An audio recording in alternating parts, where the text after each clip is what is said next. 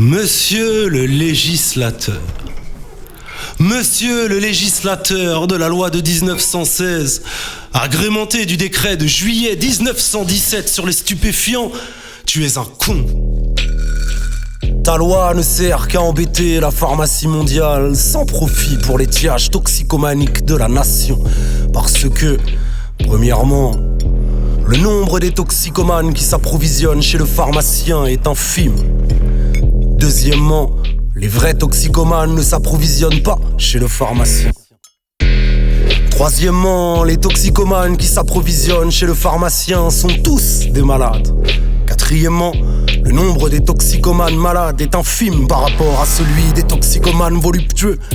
Cinquièmement, les restrictions pharmaceutiques de la drogue ne gêneront jamais les toxicomanes voluptueux et organisés. Sixièmement, il y aura toujours des fraudeurs. Septièmement, il y aura toujours des toxicomanes par vice de forme, par passion. Huitièmement, les toxicomanes malades ont sur la société un droit imprescriptible, qui est qu'on leur foute la paix. C'est avant tout une question de conscience. La loi sur les stupéfiants met entre les mains de l'inspecteur usurpateur de la santé publique le droit de disposer de la douleur des hommes. C'est une prétention singulière de la médecine moderne que de vouloir dicter ses devoirs à la conscience de chacun. Tous les bêlements de la charte officielle sont sans pouvoir d'action contre le seul fait de conscience, à savoir que, plus encore que de la mort, je suis le maître de ma douleur.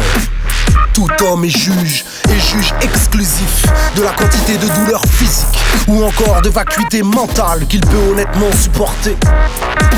Lucidité ou non-lucidité, il y a une lucidité que nulle maladie ne m'enlèvera jamais. C'est celle qui me dicte le sentiment de ma vie physique. Et si j'ai perdu ma lucidité, la médecine n'a qu'une chose à faire, c'est de me donner les substances qui me permettent de recouvrer l'usage de cette lucidité. Messieurs les dictateurs de l'école pharmaceutique de France, vous êtes des cuistres rogniers. Il y a une chose que vous devriez mieux mesurer, c'est que l'opium est cette imprescriptible et impérieuse substance qui permet de rentrer dans la vie de leur âme à ceux qui ont eu le malheur de l'avoir perdu. Il y a un mal contre lequel l'opium est souverain, et ce mal s'appelle l'angoisse, dans sa forme mentale, médicinale, physiologique, logique ou pharmaceutique. Comme vous voudrez. Comme vous voudrez. L'angoisse qui fait les fous, l'angoisse qui fait les suicider, l'angoisse qui fait les damner, l'angoisse que la médecine ne connaît pas, l'angoisse que votre docteur n'entend pas, l'angoisse qui lèse la vie, l'angoisse qui pince la corde ombilicale de la vie. Par votre loi unique, vous mettez entre les mains de gens qui je n'ai aucune espèce de confiance. Con en médecine, pharmacien en fumier, juge en malfaçon, docteur, sage-femme, inspecteur, doctoraux. Le droit de disposer de mon angoisse, d'une angoisse en moi aussi fine que les aiguilles de toutes les boussoles de l'enfer. Tremblement du corps ou de l'âme, il n'existe pas de sismographe humain qui permette à qui me regarde d'arriver à une évaluation de ma douleur plus précise que celle foudroyante de mon esprit. Toute la science hasardeuse des hommes n'est pas supérieure à la connaissance immédiate que je puis avoir de mon être. Je suis le seul juge de ce qui est en moi. Rentrez dans vos greniers, médical punaise, et toi aussi, monsieur le législateur moutonnier. Ce n'est pas par amour des hommes que tu délires, c'est par tradition d'imbécilité.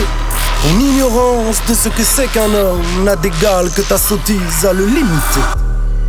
Je te souhaite que ta loi retombe sur ton père, ta mère, ta femme, tes enfants et toute ta postérité. Et maintenant, avale ta loi.